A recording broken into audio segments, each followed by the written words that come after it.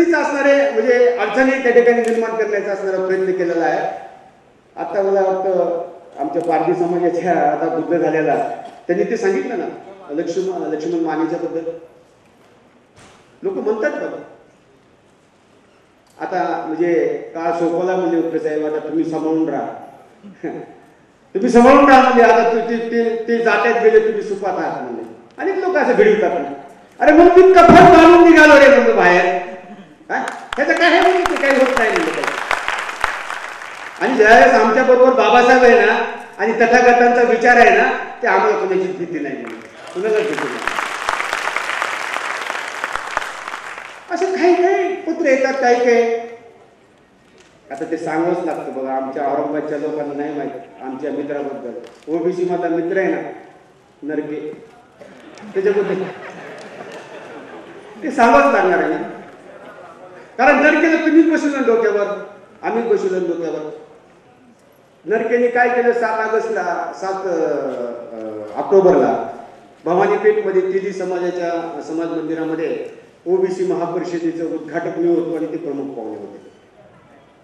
आणि मग तिथे मी त्यांना 14 ऑक्टोबरची नालंदा सभागृह मुंबईची असणारी पत्रिका दिली. अशी नरके साहेब ओबीसीचे तुम्ही नेते आहात ही पत्रिका आहे आणि पॉम्पलेट दिलं तुम्ही या म्हणलं माझं ऐकायला. नरकेचं तोंड उतरल्यासारखं काही रिस्पॉन्स दिला नाही. पण मला जायचं लवकर मला काम आहे मला जायचं मला अमुक मीटिंग आहे तमुक मीटिंग आहे उद्घाटन भाषणाच्या अगोदर त्यांनी भाषण फुटून गेले.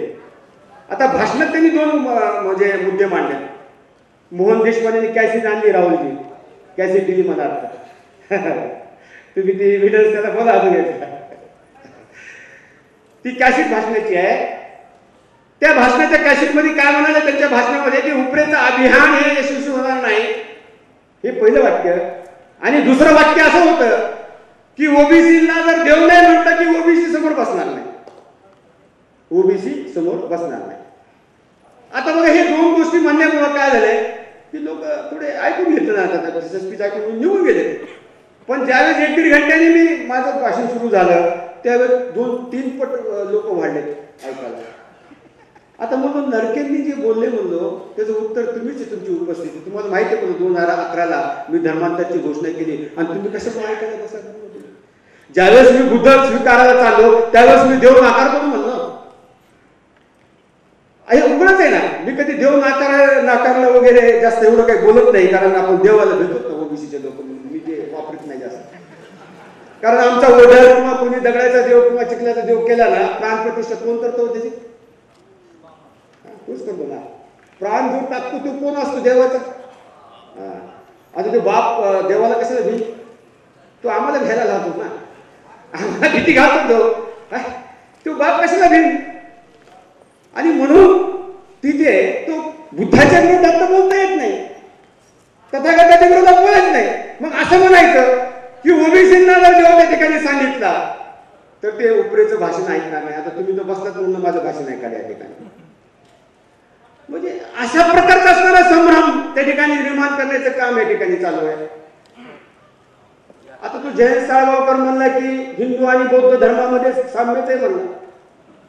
म्हणजे हे अभियानाचे बाण कुणाला लागलेत बघा. आता एवढं आनंद होतो बाण लागला की तो व्याकुळ व्हायला की आम्हाला उपरेला खूप मोठा आनंद होतो. सर सगळ्यात मोठा मानसिक समाधान मला मिळतं त्यांच्या व्याकुळ मला होतो. आतापर्यंत दखलच नाही घेतली हो. आतापर्यंत दखल आम्ही फक्त मार्गस्थ झालो ना बुद्धाकडे. आम्ही ते 4 आर्य सत्य घेऊन अष्टांग मार्गाकडे त्या ठिकाणी ते चाललेलो अष्टांग मार्ग स्वीकारायला चाललेलो आहे. अरे आम्ही शहाणा व्हायला चाललेलो आहे सतीच्या शब्दामध्ये. आम्ही अंधाराकडून प्रकाशाकडे चाललो आहे. तुमचं कमी पोटात दुखतं रे बुवा. अनेक मित्र येतात बोलतात म्हणतात तू काय चाललंय तुझे. म्हणलं काय नाही चांगलं चाललं म्हणून म्हणजे मी काय करू लागलो तर म्हणून मी ह्युमॅनिटी आणि मॉरॅलिटी स्वीकारू लागलो म्हणून. नाही पण हे बरोबर नाही म्हणजे मी म्हणलं तुझं काय खरंय तुझं तरी काय खरंय म्हणून. म्हणजे माझं काय खरंय म्हणजे तुझ्या बैठकीमध्ये गांजा ओढणारा संत होता म्हणतो. आता कुणी म्हणतो बौद्ध धर्मात चाललं उपरे तू असं नको बोलू कुणाला. बोलू नाही पाहिजे का ढाले साहेबांना मी विचारणार आहे बोला का नाही असं. अरे सत्य तर बोललं पाहिजे ना साहेब. संत कधी गांजा पेणार असतो का. अरे तुझ्या बैठकीमध्ये गांजा पेणारा जर संत आहे म्हणलो आणि मग त्याचा प्रसाद म्हणून मी गांजा म्हणू लागलो, प्रसाद म्हणून गजानन महाराजांचा.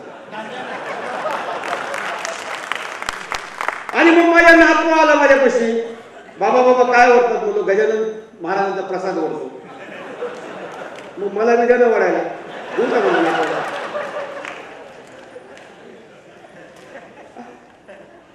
आज कसं काय म्हणलं, ते कसं मानलं तुम्ही त्याला देऊ म्हणलं, तुम्ही घेऊ नको तू माझ्या पाठी, मी तुझ्या पाठीचे. अरे हे मैदानातून पळून आले पेशवेच म्हणलं हे सगळे प्रकट झालेले. अरे बोललं पाहिजे ना, हे बोललं पाहिजे ना. आता आम्हाला तर्कच लावायचं नाही सांगितलं ना. आता रामायण आमचं पवित्र आहे, रामायणावर तर्क लावायचा नाही. आता आमच्या मराठवाड्यातले औरंगाबादचेच असणारे पैठण तालुक्यातले संत एकनाथ महाराज त्यांनी भावार्थ रामायण लिहिलेले, आम्ही पवित्र मानतो ते भावार्थ रामायण. आता भावार्थ रामायण आम्ही लिहिलं, पण संत एकनाथ काय म्हणतात त्यांच्या अभंगातून एका मी माझ्या लग्नपत्रिकेमध्ये छापलेलं आहे. आता त्या लग्नपत्रिकेमध्ये पंढरपूरचा विठोबा हा साक्षात बुद्धाचा मूर्ती आहे असं एकनाथ महाराज म्हणतात. त्यांचा अभंग असा आहे, धर्म लोकाला अधर्म झाला हे तू न पाहाची. संत एकनाथ महाराज म्हणतात, धर्म लोकाला अधर्म झाला हे तू न पाहाची, या लागे बौद्ध रूपे पंढरी नांदसी. या रूपे बौद्ध रूपे पंढरी नांदसी असं संत एकनाथ म्हणतात. म्हणजे बौद्ध रूपाने तू पंढरीला नांदतो असं एकनाथ महाराज एकीकडे म्हणतात. आणि दुसरीकडे भावार्थ रामायणामध्ये सुंदरकांडामध्ये हनुमंत ज्यावेळेस सीतेचा शोध घ्यायला जातो लंकेमध्ये, त्यावेळेस सुंदरकांडामधला 59वी ओळीपासून वाचन करा तुम्ही. हनुमंत म्हणतो, आता शोधूया शूद्राचे घर, तिथून सुरुवात. आता शोधूया शूद्राचे घर, म्हणजे त्यावेळेस शूद्र म्हणजे कोण होते, कोण बघा तिथे शिक्कामोर्तब केलेलं आहे. आणि मग तो सोनाराच्या आळीमध्ये जातो हनुमंत, तिथं सीता सापडते का, पण तिथं सीता शोधतो शोधतो सापडत नाही. राग येतो हनुमंताला आणि सोनाराला काय म्हणतो, ताईला सांगतो. आता ताई बुद्ध झाले त्याला काही नाही, पण सांगतो तुम्ही सांगा त्या लोकांना, भावार्थ रामायण वाचायला सांगा. हनुमंत म्हणतो सोनाराला, अरे कत्लावर तुम्ही सोन्याचा लेप लावता, अशा चोराच्या घरी माझी प्रामाणिक सीता सापडेल का. तिथून निघतो, तिथून शिंप्याच्या आळ्याला जातो, तिथं मी त्या ठिकाणी बघतो, तिथंही सीता सापडत नाही. अरे लोभाची कात्री लावणारा शिल्पी, असा चोर, अशा चोराच्या घरी माझी सीता सापडेल का. आता इथं रंगारी आहेत बरं का भरपूर आलेले ऐकायला, रंगाऱ्यांना ऐका. रंगाऱ्याच्या आळीला जातो, तिथं सुद्धा सीता सापडत नाही. तिथं हनुमंत म्हणतो, मी म्हणत नाही भावार्थ रामायण एकनाथ महाराज देत आहे, वाचा. तर्क लावायचा अधिकार आहे आपल्याला, पाप लागत नाही. मी तर्क लावतो ना, मी 10 वर्षापूर्वीच ऐकलेले आहे सर्व, पण मला काहीच झालं नाही. मी तर्क लावलं तरी मला कुठंच काही झालं नाही. मला रक्ताच्या गुन्ह्या झाल्या नाही, किंवा कुठली पिढा झाली नाही, किंवा डायबिटीज झाला नाही, का बीपी नाही मला, म्हणजे मला काही झालं नाही, कसलंच पाप लागलेलं नाही. तिथं काय म्हणून होतो, अरे सगळ्याच्या कपड्याला रंग देणारे हे रंगारे स्वतःचं तोंड काळं करतात, अशा काळ्या तोंडाच्या घरी मोहल्ल्यामध्ये माझी सीता सापडेल का. तेल्याच्या घरी जातो, तेल्याच्या आईमध्ये जातो, तिथं पण सीता सापडत नाही. अरे तेल्यानं तुमचं तोंड बघितल्यावर काम होत नाही, अशा तेल्याच्या आईमध्ये माझी सीता सापडेल का. साळ्याच्या घरी जातो, साळ्याला म्हणतो, अरे तुम्ही सूत काढतात, नख वाढले, तुमच्या नखामध्ये घाण मुळे आहे, तुमच्या डोळ्याला जाड चष्मा आहे, तुमचं पोटपाट एक झालेली आहे, तुम्ही कधी आंघोळ केली नाही, तुमची दाढी वाढली, अशा घाण साळ्याच्या घरामध्ये सुंदर सीता माझी सापडेल का. तांबुळेच्या घरी जातो, सगळ्यांच्या घरी जातो, तिथं सगळं दिलेलं आहे. बघा हे शास्त्र आहे, हे शास्त्र रामायण सांगतंय, हे रामायणामध्ये लिहिलेलं आहे. आता ते शंभू तिथं विद्या घेतोय, ते रामायणामध्येच आहे ना. ब्राह्मण स्वतःच्या मुलाला खांद्यावर घेऊन होतो, प्रभू रामचंद्र माझा मुलगा गेलाय. प्रभू रामचंद्र म्हणतात, कशामुळे गेला. तिकडं कोणतरी म्हणजे उत्तरेला एक शूद्र आहे, तो विद्या घेतो आणि विद्या देतो, विद्या अर्जन करतो आणि लोकांना विद्या देतो. ते बघ म्हणजे धर्मभ्रष्ट झाला, माझे आमचे मुलं ब्राह्मणाचे मरू लागले. प्रभू रामचंद्र पुष्पक विमान मागवतात, म्हणजे भावार्थ रामायणामध्ये पुष्पक विमान येतं, प्रभू रामचंद्र बसतात, एका झाडाखाली शंभूक त्या ठिकाणी बसलेला असतो, विद्यार्थ्यांकडे करीत. तिथं जातात, पुष्पविमान उतरतं, तिथून खाली पुष्पविमान प्रभू रामचंद्र जातात शंभुकाच्या समोर आणि गेल्याबरोबर शंभुकाला म्हणतात, तू कोण? शंभूक म्हणतो, मी माणूस. अरे तुझं वर्ण सांग म्हणजे तू कोण? तो म्हणतो, मानवी शूद्र. तलवार काढतात आणि मुंडक धडापासून त्या ठिकाणी शंभुकाचं वेगळं करतात. स्वर्गामधून पुष्पवृष्टी होती प्रभू रामचंद्रावर आणि तिकडे मेलेला ब्राह्मणाचा मुलगा जिवंत. काय रामायण पवित्र. आता एकदा शाहू महाराजांनी बेळगाव मध्ये एक सांगितलं होतं, महाभारतातली गोष्ट सांगितली आणि मी ती वाचली बरं का, परत कन्फर्म केलं महाभारतात आहे का. शाहू महाराजांनी सांगितलं. आता काढली का कशी, जर आम्ही म्हणायचो कुठं तुझ्या विचारायला यायचे कुणी, सांगा बरं हे कुठे, म्हणून आम्ही ते वाचली. बरोबर महाभारतात आहे. अनुप्रशासन अध्याय 3 महाभारतातला. काय आहे त्याच्यामध्ये? सुदर्शन राजाच्या घरी ब्राह्मण जातो, सुदर्शन राजा नसतो. आता सांगायला सुद्धा तुम्ही लाज वाटते मला. अशा काही घाण गोष्टी लिहिलेल्या आहेत महाभारतात आणि रामायणामध्ये. आणि राजा ज्यावेळेस जातो त्यावेळेस राणी असते घरामध्ये, सुदर्शन राजा बाहेर गेलेले असतात. राणीला बघितल्यानंतर त्याची वासना लागते ब्राह्मणाची आणि त्या राणीला बोलतो की तुझ्याबरोबर शय्या सोबत करण्याचं मला हे झालेलं आहे, माझी वासना घडत आहे. राणी त्याला परवानगी देते आणि बाहेरून दरवाजावर थाप त्या ठिकाणी मारली जाते. आणि त्यावेळेस शय्या सोबत करणारा असणारा ब्राह्मण ओरडतो, अरे सुदर्शना, मी अमुक अमुक ब्राह्मण आहे आणि तुझ्या पत्नी बरोबर शय्या सोबत करतोय. मग त्या सुदर्शन राजा काय म्हणतो, हे बेळगावमध्ये भाषणातून सांगितलं होतं शाहू महाराजांनी आणि महाभारतात सुद्धा आहे. आणि मग त्या ठिकाणी राजा काय म्हणतो, सुदर्शन राजा, अरे ब्राह्मणा, माझी पत्नीच काय, या राज्याची सर्व संपत्ती तुझ्या पायाशी मी त्या ठिकाणी वाहील, हा माझा प्राण सुद्धा तुझ्या पायाशी मी त्या ठिकाणी देऊन टाकेल. हा ग्रस्त आश्रमीचा नियम आहे. असं जर शास्त्र असेल, अजून तर बरंच आहे त्याचं पोस्टमार्टम म्हणजे संजय क्षीरसागर करतात. हे आता बोललेत काही गोष्टी सांगितल्या. विष्णू पुराण आहे, हरिविजय आहे, भागवत आहे, हे सर्व ग्रंथ आहे. आम्ही अशी वेळ आणणार आहे साहेब, अशी वेळ आणणार आहे. बाबासाहेबांनी जशी मनुस्मृतीचं दहन केलं ना, आम्ही या शास्त्राचं दहन आमचीच ओबीसी करणार आहे.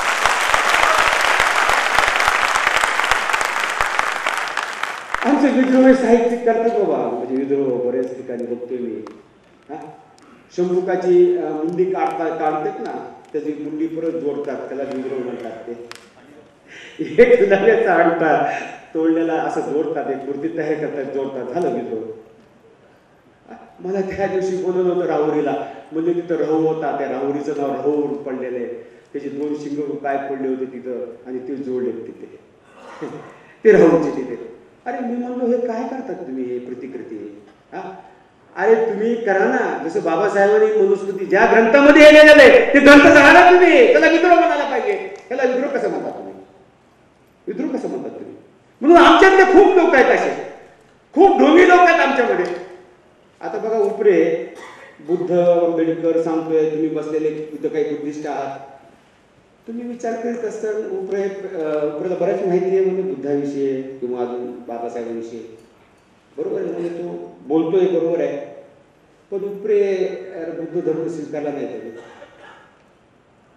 बुद्ध धर्म नाही स्वीकारला. तो किती हुशार जरी असला तरी बुद्ध धर्म स्वीकारला नाही, असं ते मनात शंका येते ना. आणि म्हणून मी काय सांगत होतो, एका नाण्याच्या 2 बाजू आहे. उपरेने धम्म स्वीकार, धम्म धारण केला, एका नाण्याची एक बाजू धम्म धारण करणे आणि धम्म स्वीकारणे ही दुसरी नाण्याची बाजू आहे. आता मी धम्म धारण केला आणि स्वीकारला नाही, त्याला उपयोग नाहीये, बरं का. मी धम्म धारण केलाय पण स्वीकारला नाही, याला उपयोग नाही. आणि मी धम्म स्वीकारला पण धारण केला नाही, याला पण उपयोग नाही. एका नाण्याच्या 2 बाजू आहेत, बरोबर आहे. आणि मग शंका येणं बरोबर आहे ना. माझ्या कॉन्शियस मध्ये बुद्ध आणि आंबेडकर आहे, माझ्या सबकॉन्शियस मध्ये देव आहे, काय उपयोग आहे सर त्यांना? माझ्या जाणीवातून मी असणारा त्या ठिकाणी बुद्ध आणि बाबासाहेब फुले शाहू आंबेडकर सांगतोय. मला वाटतं राठोड सर कोणतरी बोलते घडामोडी बोलतात. की जे फुले शाहू आंबेडकर मानणार आहेत त्यांना शिष्यवृत्ती द्यावं. खरं चांगली मागणी आहे, चांगली मागणी आहे. घडामोडीची बोलली ना, खूप चांगली मागणी आहे. चालेल, मग ते कोणी का असू द्या, क्षत्रिय असो, वैश्य असो, ब्राह्मण का असो ना, फुले शाहू आंबेडकर खरंच जर तो मानत असला तर त्याला शिष्यवृत्ती देऊन टाका. खूप चांगलं. हा विद्रोह आहे बघा, हा विद्रोह आहे. करा मागणी आपल्या ओबीसीच्या लोकांनी. असं म्हणजे माझ्या कॉन्शियस मध्ये मी बुद्ध सांगतो, माझ्या सब कॉन्शियस मध्ये देव जर असेल तर मी अनकॉन्शियस असतो. लक्षात ठेवा, मी अनकॉन्शियस असतो, कोमामध्ये असतो. लक्षात ठेवा, कारण माझा मेंदू नसेल ताब्यात असतो, माझा मेंदू कुणाच्या तरी ताब्यात असतो. बरेच आहेत तसे मौखिक साहित्य सांगतात, मोठे मोठे साहित्य लिहितात, कादंबऱ्या लिहितात, पुस्तक लिहितात. बाबासाहेब म्हणायचे, जे कुणी असणारे परिवर्तनवादी लोक, सामाजिक परिवर्तन आम्ही करू म्हणणारे जे लोक, हिंदू धर्मामध्ये राहून आम्ही सामाजिक परिवर्तन करू म्हणणारे जे लोक आहेत, माझ्या दृष्टीने ते लुच्चे, मूर्ख आणि नीच आहेत. बाबासाहेब म्हणायचे. बरोबर आहे. आता मी 100% प्युअर आहे, माझ्या जाणीवामध्ये मी 100% प्युअर आहे. पण निनिवामध्ये 0.001% जर देव असेल तर मी शुद्ध आहे का? बाबासाहेब उदाहरण देताना म्हणायचे 20,000 लिटर शुद्ध पाणी, म्हणजे बिस्लरीचं पाणी शुद्ध, 20,000 लिटर पाणी, आणि त्याच्यामध्ये 250 ग्रॅम, फक्त 250 ग्रॅम, पाव लिटर गटरीतलं पाणी मिक्स केलं तर ते 20,000 लिटर पाणी शुद्ध राहतं का अशुद्ध राहतं? अशुद्ध राहिलं ते. म्हणजे 20,000 लिटर पाण्याचा सत्यानाश होतो. माझ्या कॉन्शियस मध्ये बुद्ध आहे, शाहू आहे, फुले आहे, आंबेडकर आहे, पण सब कॉन्शियस मध्ये 0.0001% देव असेल तर मी शुद्ध नाही, मी अशुद्धच आहे. म्हणून दीक्षाशिवाय निष्ठा नाही, दीक्षाशिवाय निष्ठा नाही. तुमच्या सांस्कृतिक निष्ठा जर तुम्हाला जर ठेवायच्या असतील तर तुम्हाला दीक्षा घ्यावाच लागणार आहे मित्र. म्हणून हा जो वाद आहे आमचा, हा वाद आमचा कलह जो आहे तो कलह कुणाबरोबर आहे? हा ओबीसी हिंदूचा कलह उच्चवर्णीय हिंदू बरोबर आहे. म्हणून बाबासाहेब काय म्हणायचे? बाबासाहेब म्हणायचे की तुम्हाला जर कुणाबरोबर कलह असेल आणि त्यांच्याबरोबर तुम्हाला 2 हात जर करायचे असेल तर तुमच्याबरोबर तुमच्याकडे 3 प्रकारचं बळ लागतंय. म्हणून एक मनुष्यबळ, दुसरं द्रव्यबळ आणि तिसरं मानसिक बळ. हे तिन्ही बळ आहे का ओबीसीकडे? आम्ही कागदावर 52% आहोत, पण प्रत्यक्षात आम्ही एकत्र येत नाही. कारण हिंदू धर्मामध्ये तसं सांगितलेलं आहे, जातीमध्ये सुरक्षित राहा. जातीमध्ये सुरक्षित राहणाऱ्या त्या कुटुंबाला आदर्श म्हटलं जातं. जाती अंतर्गत रोटीपिटी व्यवहार करा. म्हणून आमचा ओबीसी जातीच्या मेळाव्याला गर्दी करतो, पण ओबीसीच्या मेळाव्याला येत नाही. कारण शास्त्र सांगतो तसं. अरे बाबा, काय म्हणतं आमचं शास्त्र? म्हणजे त्या ठिकाणचं टेक्निकल कारण सांगते. काय सांगतं? कुंभाराची मुलगी शिंपेच्या घरी दिल्यानंतर तिला काजघर कसे येतील, आणि काजघर नाही आले कुंभाराच्या पोरीला तर तिची सास सून नवरा जाच करतील. म्हणून कुंभाराची मुलगी कुंभाराला द्या, शिंप्याची मुलगी शिंप्यालाच द्या. कशाला त्या ठिकाणी दुसऱ्या जातीमध्ये मुलगी देतात? असं आमचं टेक्निकल कारण शास्त्र सांगतं. तांत्रिक कारण काय सांगतं आमचं शास्त्र? तांत्रिक कारण असं सांगतो की एका जातीची मुलगी दुसऱ्या जातीमध्ये दिली तर रक्त अशुद्ध होतं, बेरड होतं. हे शास्त्र सांगतं आमचं. म्हणून आम्ही आमचं रक्त शुद्ध करण्यासाठी जातीमध्ये सुरक्षित राहतो. म्हणून आम्ही 52% लोक रस्त्यावर येत नाही. आता ओबीसी रस्त्यावर का उतरत नाही म्हणून मी रिसर्च केलं बरं का. रिसर्च केलं पूर्ण महाराष्ट्रात. ऍक्च्युली केलं कोणत्या वेळेस केलं ते IIT मध्ये नाही का, सगळे डॉक्टर यायचे. मग मी सगळ्या डॉक्टरकडे गेलो, रॅन्डम सर्वे केला महाराष्ट्रातल्या बऱ्याच डॉक्टरकडे गेलो. एक डॉक्टर म्हणला, अरे मी इथं सिव्हिल हॉस्पिटलमध्ये काम करतो ना, सिव्हिल सर्जन ना उच्चवर्णीय आहे म्हणून उपरे ओबीसीच्या आंदोलनामध्ये मला येता येत नाही, तुला काही पैसे पाहिजे का देतो, पण मी काही येऊ शकत नाही. अरे मुलं पैसे नाही, तू पाहिजे म्हणून मला. मी रिसर्च करतो, ओबीसी रस्त्यावर काय उतरत नाही, हा माझ्या डॉक्टरेटचा विषय आहे सब्जेक्ट मध्ये. आता ते मला प्रॅक्टिकली कसं तपासायचं म्हणलं सगळ्यांना. आता मग मी त्या DHO कडे गेलो. तो DHO होता. ते DHO म्हणलं बघा म्हणलं तुम्ही रोज टीव्हीवर बघतात ना म्हणलं ते डॉक्टर कसे म्हणजे प्रॉन घालून त्याच्यामध्ये प्रॉन घालून कसं आंदोलन करतात, तसं तुम्ही या म्हणलं. ते म्हणजे ते जिल्हा परिषदचा अध्यक्ष ना उच्चवर्णीय आहे, माझी बदली करीत कुठेतरी, कशाला म्हणजे मला त्या पंचायत वाटतात, राहू द्या या काय ठिकाणी चांगलं मिळालं म्हणजे आता पुढे मला इथे खायला राहू द्या. एका दवाखान्यामध्ये गेलो, त्या दवाखान्याचे डॉक्टर म्हणत होतं तर कुणी DHO नाही किंवा तुमच्यात कुणी म्हणजे जिल्हा परिषदेचा अध्यक्ष नाही किंवा सिव्हिल सर्जन नाही, तू एका ठिकाणी प्रायव्हेट प्रॅक्टिस करतो. अरे पण म्हणजे उच्चवर्णीय हिंदू आहेत माझे सगळे घरी आहेत म्हणजे ते येणार नाही माझ्याकडे, ओबीसीच्या रस्त्यावर नाही. वकिलाकडे गेलो तो वकील म्हणला माझा सिनियर उच्चवर्णीय आहे. एक वकील म्हणतो की माझे केसेस त्याच्या जजकडे आहेत तो उच्चवर्णीय आहे. प्राध्यापकाकडे गेलो, प्राध्यापक म्हणाले संस्था चालक उच्चवर्णीय माझी बदली करतील. क्लास 2 ऑफिसर गेलो त्यांच्याकडे गेलो, ते म्हणले बाबा आम्हाला कधी शिकवलंच नाही म्हणजे रस्त्यावर उतरायचं, आम्ही येणार नाही, माझी नोकरी पण जाईल. अरे मी म्हणलो ते बौद्ध लोक इन्कम टॅक्स ऑफिसर रस्त्यावर उतरतात म्हणून ते भेटतात कुणाला म्हणतो रस्त्यावर उतरतात ते म्हणतो तुम्ही काय उतरत नाही म्हणतो. नाही बाबा त्यांचं बरोबर आहे म्हणजे आम्ही नाही उतरू शकत. आणि ऑफिसमध्ये कुठेही गेलो ना आता प्रगती झाली नाही म्हणतात ना, ऑफिसमध्ये 2च दिसतील, उच्चवर्णीय आणि बुद्ध. 2च अधिकारी जगत असतात तिथे. आमचे ओबीसीचे उंदरासारखे कुठेतरी पळून बसून बसतात कोपऱ्यामध्ये, ते जातच सांगत नाही, ओबीसी स्वतःला बोलतच नाही कर्मचारी अधिकारी. क्लास 2 अधिकारी आम्हाला दाद दिली नाही. आम्ही मग त्या ठिकाणी 63,000 जे कर्मचारी आहेत निवडून आलेले राजकीय असणारे म्हणजे नगरसेवक असतील, महानगरपालिका ग्रामपंचायत मध्ये, जिल्हा परिषद मध्ये, ग्रामपंचायत मध्ये जे निवडून आलेले आहेत त्यांच्याकडे आम्ही गेलो.